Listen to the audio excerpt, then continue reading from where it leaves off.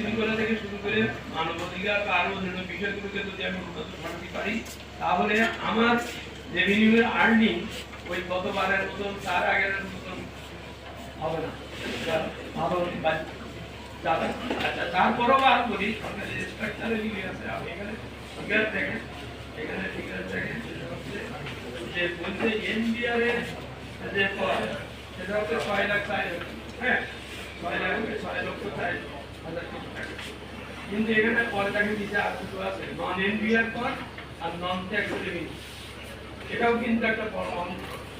কিন্তু আমরা সবসময় লক্ষ্য করছি এই দুই জায়গায় কিন্তু আপনি বাজেট আমাদের দেখেন, এই দুই জায়গায় কিন্তু আমরা বাজেট বাড়ানো লক্ষ্যমাত্রা বাড়ানো হবে, এটা এর রয়েছে নাকি কি হচ্ছে ওর ওখানে যেহেতু কম সেহেতু ওই যে আবার বললাম অঙ্কের হিসাবে এনবিআর এর ঘাটে বেশি।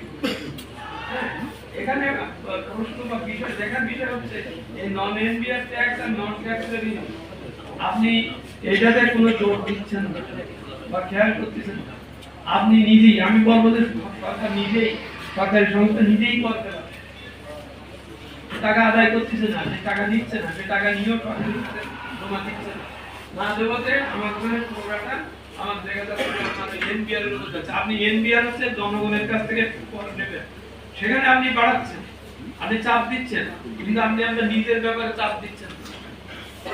আমার এই যে এত বিআরটি, আমার রেলওয়ে, আমার বিমান বা আমার যে পেট্রো বাংলা, এত যে প্রতিষ্ঠান, এটা তো সবই আমি লাভের জন্যই তৈরি করেছি এবং করছি।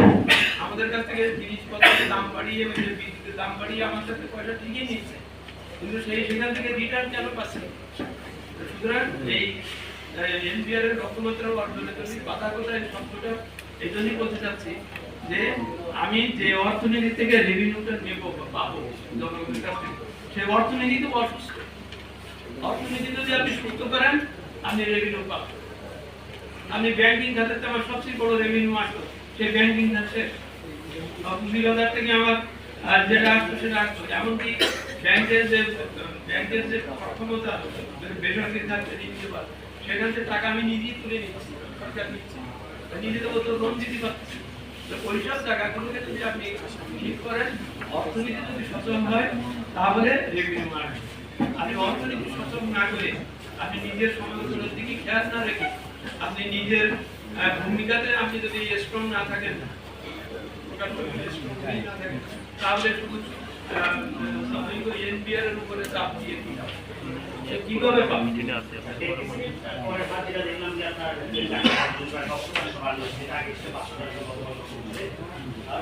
দেখতে পাচ্ছি যে 5 লাখ টাকা 20% বাকি, এটা কি একজন করদাতার উপরে বাড়ানো হবে কিনা, আপনি কি মনে করেন? না না, এটা স্ল্যাব বাড়ানো হয়েছে, এখানেও একটু বিষয় আছে, বিষয়টা দেখতে হবে। এই যে যেমন ধরেন আমরা বললাম যে আগে 3.5 লাখ টাকা দিয়েছিল না, ওইটা মাত্র বাড়িয়ে 25,000 বাড়িয়ে এখানে সমীকরণটা হচ্ছে এরকম, এই যে 50,000 26,000 আমি যে কমাই দিলাম, আমার যারা রেগুলার করদাতা ওরাও কিন্তু এই 25,000 বেনিফিটটা পেয়ে গেল, মানে ওর দিতে হবে। হ্যাঁ, দিতে হবে না, সেইটার থেকে কভার করার জন্য, কারণ আমি নিম্ন পর্যায়ের লোকেদেরকে পরের আওতার এর থেকে ইয়ে করতে চাচ্ছি, কিন্তু আমি ওই যে 25,000 টাকা হলো বেরিয়ে যাচ্ছে, ওনাদের জন্যই কিন্তু দেখেন ওই যে স্ল্যাব বাড়ি, অর্থাৎ ওই লোক আগে যে টাকা দিত এখন এই যে 25,000 থেকে বেরিয়ে গেল সে, বা তার উপরে এই হলো সেটাকে একবারের জন্যই এইগুলো ভালো করে ক্যালকুলেট করে করা উচিত। মাত্র নিজের সমালোচনা নিজে করার সময় নেই, কিন্তু কথা হচ্ছে যে এইগুলো ভালো করে বলা হবে এবং এই তোমার ক্লাস সেন্টের নতুনটি যেটা করদাতার উপরে আপনাদের একটা বাজেট তৈরি হবে। আমি আবার বলছি, করদাতা দেখি পাবে যদি ওনার পার্সেন্টিং পাওয়ারটা ঠিক থাকে, ওনার কাছে আউট অফ পকেট খরচ না করতে হয়, তারপরে আমার অর্থনীতি যদি সচল থাকে, চলনশীল থাকে, আমার প্রাইভেট সেক্টরের বিনিয়োগ যদি বিকশিত হয়, কর্মসংস্থান হয়, তাহলে আমি ওই জিনিসটা নেট না বাড়িয়ে শুধুমাত্র যারা আছে তাদেরকেই যদি বারবার বার্ন করেন, সেটা কি যৌক্তিক হবে কি? এই প্রশ্নটা তোমার কাছে আমি যে বাড়িতে পাচ্ছি বেটা, you are part of the society, you are part of APC, you are part of the society. New কেন এটা ইয়ে করো না, এটা এনবিআর যে লোকের ওই এরিয়া বাড়াবার জন্য চেষ্টা করবে, এটা তো ঠিক না। এটা সকল কি বলতো, সকল কর্তাকে খেয়াল করতে হবে। আমি নিজে ইচ্ছা করে পথ দেবো না, ভিড়ে বাড়াবো, আর ওদিকে বলতো যে মানে আপনি এই এত লোক টিম দিচ্ছে, এত লোক দিচ্ছে না, এই কথাটা বলার থেকে এই প্রশ্নটা সবাই নিজের কাছে করতে হবে।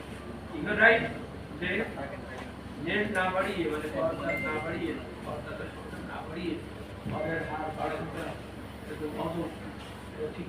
তাহলে হচ্ছে কি, ওই যে যারা দিচ্ছে তাদের উপরে দিই, এটা ঠিক না। এই দৃষ্টিভঙ্গিটা পাল্টাতে, এই দৃষ্টিভঙ্গিটা পাল্টানোর প্রয়োজন। এবং এই ধরনের সকলের ভূমিকা আছে, এককভাবে না। যেমন একটা সমিতি, তারা আমার কাছে চাচ্ছে যে আমাদের অনেকগুলো আমি যদি তারা প্রশ্ন করি যে তোমার সমিতির কিছু লোক টাকা চুরি করে বাইরে নিয়ে গেছে, এটা ঠেকার ব্যাপারে তুমি কি করেছো? আমার পক্ষ থেকে দাবি করতেছে নাকি? তুমি এগুলো কিছু বলছো না। দুই হচ্ছে এই যে সরকার দুইটা সংস্কার কমিটি, আমি আমাদের একটা সেই দুটো রিপোর্ট আমরা জমা দিয়েছি সরকার, সেখানে কিন্তু প্রত্যেকটা জিনিস আছে। আমাদের মিনিমাম ট্যাক্স সেইটা, এটা কিন্তু সকলের কাছ থেকে প্রস্তাব নিয়ে আমরা নিজেরা লিখি, সকলের কাছ থেকে সাজেশন নিয়ে, বিভিন্নভাবে সাজেশন নিয়ে আমরা সরকারের কাছে জমা দিয়েছি।